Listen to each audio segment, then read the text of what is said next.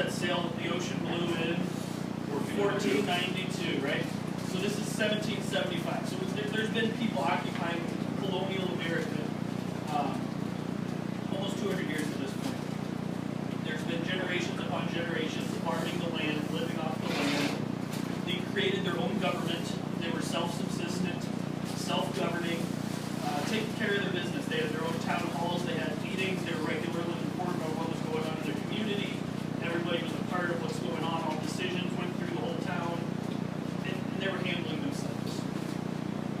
Well, Britain came over and had a war, the French and Indian War. France, Spain, Great Britain, they're all fighting over land in what is now America. And it cost Great Britain very dearly. The crown, they spent a lot of money on it. And they viewed everybody over here, we're still British subjects at that point. Everybody across, we're across the ocean, but everybody here occupying North America, which we now know as colonial America. They were British subjects, still loyal to the king. But we weren't paying taxes at that point because we were kind of on our own. We were doing our own thing. We were self-governing. We were doing our own thing. The king looked to colonial America as a way to try to get taxes, to try to pay for that war that they had, just to try to recoup some of their losses, and try to rebuild their empire. And you've heard representation, taxation without representation, right? That's pretty much what the basis of this was. So there starts to be conflict between us and Great Britain. And so the king sends the colonial army, the British army, over to colonial America. So they're occupying Boston, much like the United States now has troops in Afghanistan, Iraq, Korea, whatever. We have troops all over the world. The King of England comes, sends his troops here to Boston to set up shop, keep an eye on what's going on, and enforce their taxes, enforce the rules and regulations. They abolished the government that we had set up for ourselves. We've been doing for 200 years. They basically say, you're out of power, and General Gage here is going to be the new governor of Massachusetts. Here's General Gage from Great Britain, and he now takes control of Massachusetts. So it's basically martial law at this point.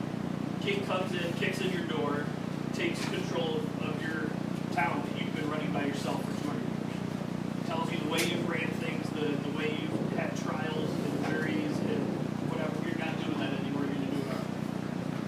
So tensions building between us and Great Britain. There's troops occupying the harbor. The way the rules were set up then, they were required to house the king's men in their own homes. They were required to cook meals for the king's men.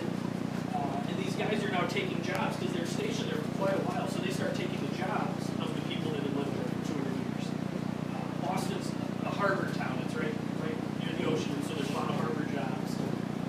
And all these jobs are now being taken by the regular army, making the employment rate for the people that used to live there having these jobs. So this happens, and the tensions are growing, and the people are resisting the taxation. The people are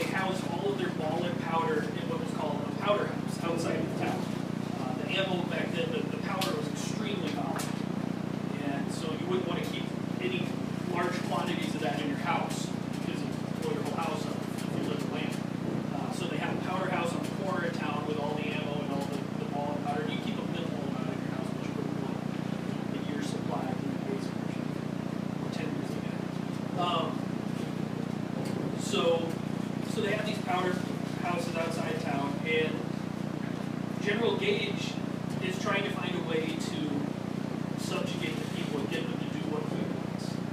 And so they set up what they call powder raids, where they march into town with the British Army, and they'd steal ball and powder out of the powder house. So they marched in, and they were successful on their first raid. They went to a town called Charleston. Marched into town, took the ball and powder, marched home. They got 5 half barrels of powder, a bunch of ball, and townspeople were caught by surprise. They were furious. They couldn't believe the audacity of the king that they would do that. That's their livelihood. That's how they put food on their table. That's how they protect themselves. That was a big step for the king to take.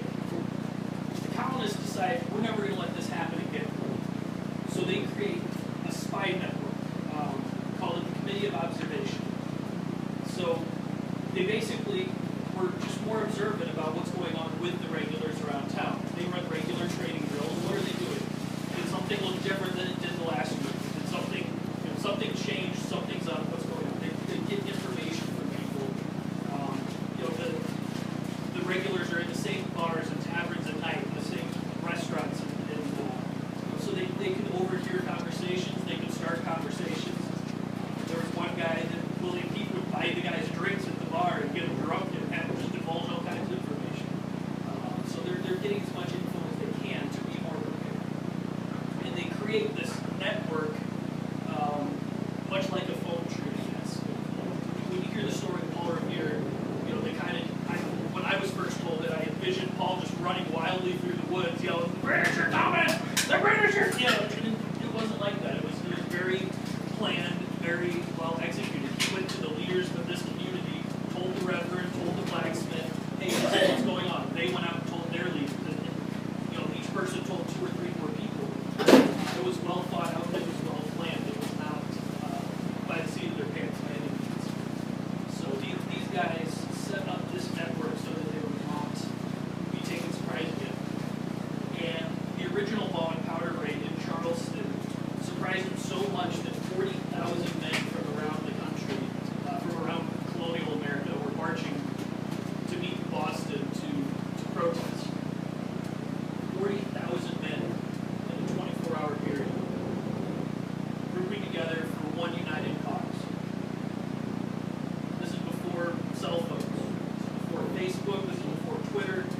This is before any type of communication. They were able to get 40,000 people to move, to gather at one point for a cause.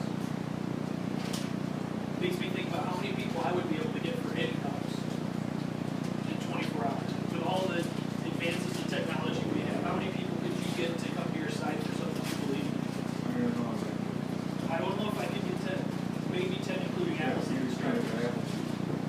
Maybe. So it makes you think about where priorities lay back then with our founding fathers versus where are our priorities now. There's a tax on our ball and powder every day. Every day there's a tax on our ball and powder. What are we doing? So these ball and powder raids are the key point, I think, to the start of this conflict. You can say it's taxation without representation. That's part of it. But it wasn't until the ball and powder were taken that the men took action. So we create this committee of observation, and the scene's set for another ball and powder raid. The king said, "You know what, that was pretty successful. We're going to do it again." So they pick another town. So this time the committee of observation was able to divulge information. They had that set up. They had their spy network set up. We learned where it was going to be and when it was going to be. We heard it was Portsmouth, New Hampshire. We heard it was going to be the night of December 20th. So we sent out a writer. He wrote 24 hours in a blizzard for Portsmouth, New Hampshire.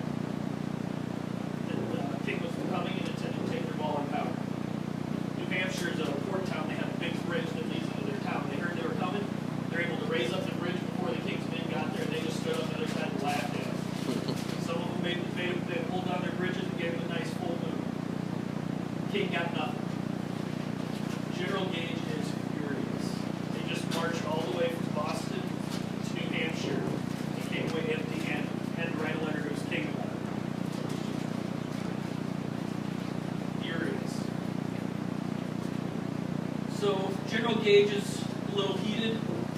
The King's men are a little heated now. The troops, the Redcoats, have just marched all that way, some way empty-handed. And the Colonials will feel pretty good about themselves. Well, Gage becomes crazy at this point. He decides he can't tell anybody anything. He's got to rely on total secrecy because he's not going to let his plans get forward again. So he devises another plan, another log powder raid. He doesn't tell anybody his plan except for his wife and his next in command. Those are the only two. The men that are going on the mission, they don't know what they're doing. The officers, they don't know where they're going. They're just told, be here at 10 o'clock and we're going somewhere. So they're relying on total secrecy. So the Colonials, with their committee of observation, notice something's going on. Their training commands they look different. They're officers in uniform today.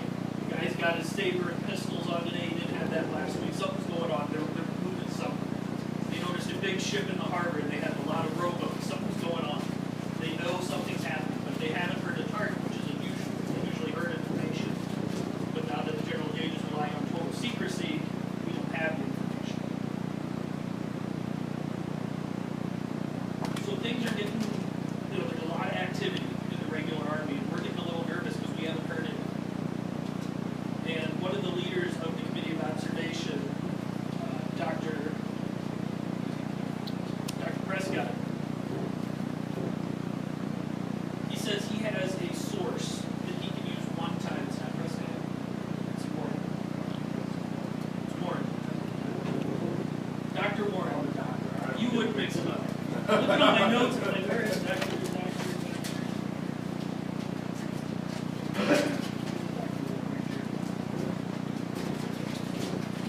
So Dr. Warren, he says, I have a source that I can go to and I can get information one time. Once I use this source, we can never use it again.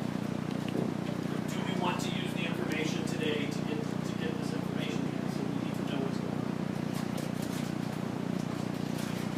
So historians don't know who the source was. But what we do know is after this day, General Gage's wife was shipped back to England to handle the family affairs, never to see her husband again. We also know that General Gage's wife, was sympathetic to the Colonials.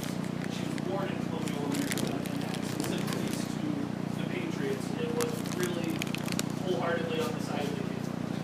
So, on pretty good information, we think it was General Gage's own wife that divulged the target of the next bomb powder. So it's interesting, so watch your spouse. So we find out that the next target is Concord. They're going to march to Concord to steal the ball and powder. So we find this out, and we find out it's soon. Now if you look at a map, we got a map, look at that. So if you look at the map, we got Boston here.